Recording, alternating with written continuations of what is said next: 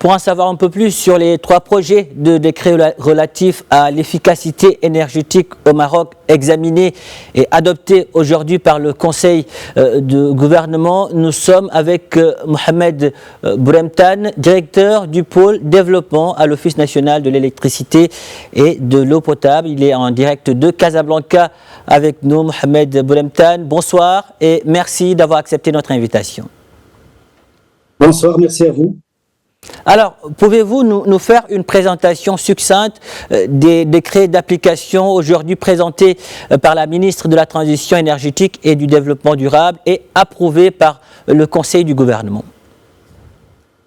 Merci beaucoup pour cette question. Donc, la stratégie énergétique nationale s'appuie sur le développement des énergies renouvelables et l'accélération de la transition énergétique.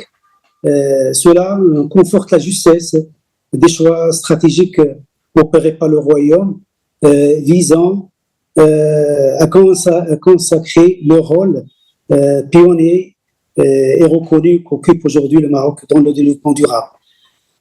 En vue d'accompagner ces stratégies, le Maroc a entamé des réformes majeures du secteur électrique, notamment à travers la promulgation de la loi 1309 relative aux énergies renouvelables, la loi 82-21 relative à l'autoproduction et la loi relative à l'efficacité énergétique. La mise en application de ces lois dans les conditions les plus favorables nécessite l'application de toutes les parties prenantes ainsi que l'élaboration des décrets d'application y correspondant.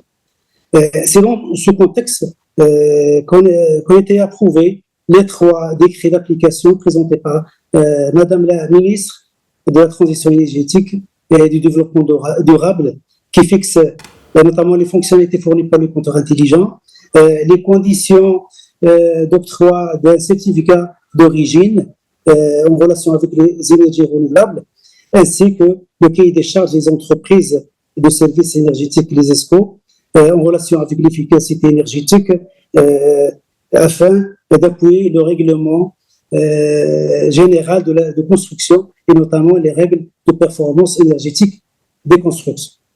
Alors, nous l'avons vu, le Conseil de gouvernement a adopté aussi un projet de décret relatif au certificat d'origine de l'électricité à partir de sources d'énergie renouvelables. Quel rôle joue aujourd'hui l'ONE dans l'élaboration des lois et règlements du secteur électrique? Effectivement, l'Office national de l'électricité et de l'eau potable joue un rôle central dans l'accompagnement des différents acteurs, notamment le ministère de la tutelle, dans l'élaboration des lois et règlements régissant le secteur énergétique et électrique, et ce, en mettant à profit son expertise technique et opérationnelle. L'ONE contribue activement à garantir les conditions favorables pour la réussite de la stratégie énergétique nationale qui promeut l'intégration des ENR et ce, sous les hautes directives de Sa Majesté, le roi que Dieu l'assiste. Le Maroc s'est ainsi fixé comme objectif d'atteindre un taux d'intégration des renouvelables dépassant les 52% en 2030 en s'appuyant sur la contribution des différents acteurs, notamment publics et privés. À l'horizon 2027, il est prévu une capacité additionnelle de plus de 9,6 gigawatts, dont plus que de 7 gigawatts en capacité de renouvelable. C'est dans ce cadre que l'ONE a été sollicité par le ministère pour l'élaboration des décrets en question, à qui j'ai fait référence tout à l'heure, notamment le décret en relation avec les compteurs intelligents dans le cadre de la loi d'autoproduction. Justement, vous l'avez rappelé, le Conseil de gouvernement a approuvé un projet de décret relatif à l'autoproduction d'énergie électrique concernant le compteur intelligent. Aujourd'hui, on parle du décret fixant les fonctionnalités des compteurs, de ces compteurs justement dans le cadre de la loi 82-21 relative à l'autoproduction. Quel est le lien entre compteur intelligent et autoproduction? Attends, j'ai pas bien saisi votre question, s'il vous plaît. Vous pouvez. Quel est aujourd'hui le lien entre compteurs intelligents et autoproduction?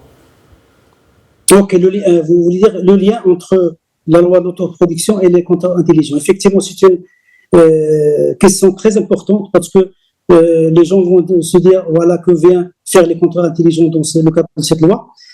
Pour rappel, la loi relative à l'autoproduction a été mise en place en vue d'encourager le privé, toute entreprise confondue, notamment investir davantage dans le développement de renouvelables et leur permettre ainsi d'accéder à une énergie durable et compétitive. En vue de gérer notamment le flux bidirectionnel de l'énergie transitée, qu'il s'agisse de l'énergie qui sera acheminée du lieu de production, des installations de production au lieu de consommation, c'est-à-dire le client, ou de l'excédent qui sera vendu au gestionnaire de réseau par l'autoproducteur, il est nécessaire de mettre en place des outils et des moyens adaptés, adéquats pour la gestion de l'énergie. À cet effet, et dans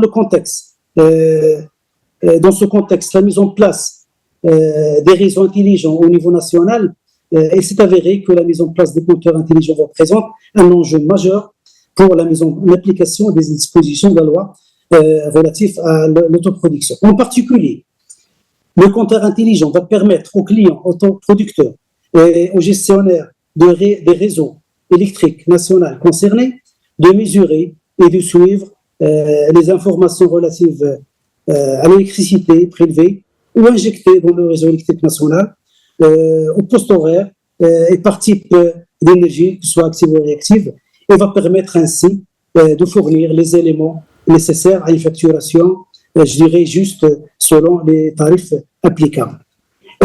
En appuyant sur son retour d'expérience dans le domaine des compteurs intelligents, l'ONU a contribué fortement avec les acteurs concernés à la définition des exigences minimales pour cerner la mise en place des compteurs intelligents et qui s'est fixé par le décret en question. Justement, aujourd'hui, Mohamed Boulemtane, quelle expérience a accumulé l'ONU en matière de déploiement et d'installation des compteurs intelligents?